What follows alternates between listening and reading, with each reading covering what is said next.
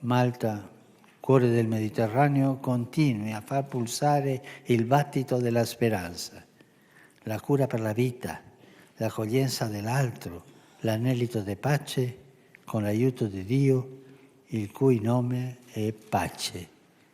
Dio benedica Malta e Gozzu. Dan kien il-qofol tal-messaġġ tal-Papa Franġisku e kif beda żjara apostolika ta' jumejn fil-Gżejjer Maltin u Għawċin. Diskors li Papa Franġisku għamel fis-sala tal-Gran Massi fil-Palazz tal-President fil-Belt Valletta u enfasizza l-fatt li jeħtieġ insaħħu is-sisin tal-għajxin komuni. L'onestà, la giustizia, il senso del dovere e la trasparenza sono pilastri essenziali di una società civilmente progredita. L'impegno a rimuovere l'illegalità e la corruzione sia dunque forte come il vento che, soffiando da nord, spazza le coste del paese.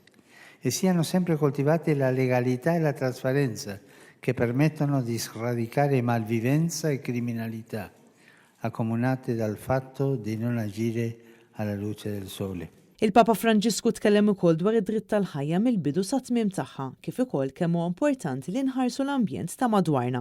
A Malta, dove la luminosità del paesaggio allevia le difficoltà, il creato appare come il dono che, fra le prove della storia e della vita, ricorda la bellezza di abitare la terra.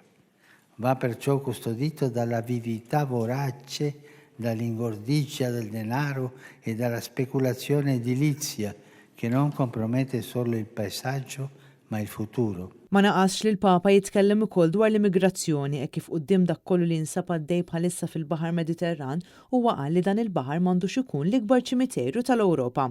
Il Mediterraneo ha bisogno di corresponsabilità europea per diventare nuovamente teatro di solidarietà e non essere l'avamposto di un tragico naufragio di civiltà. Il Mare Nostrum non può diventare il cimitero più grande dell'Europa.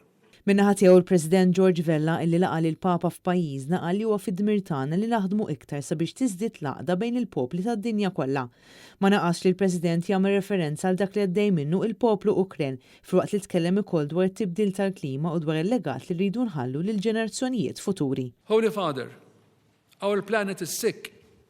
Our planet is angry and tired. Yet, we keep ignoring its manifest signs of environmental degradation, climate change, and exploitation of its resources. Are we giving enough attention to the manifest signals that the planet is sending to us?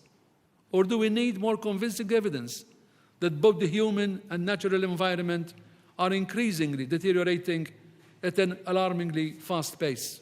Il-President ta' Malta għala id-diskors tiegħu billi ringrazzja lil qdusija tiegħu il-Papa illi għażel li jżur lil pajjiżna. Aziz Missierna Franġisku, tal-li ġejt iżurna.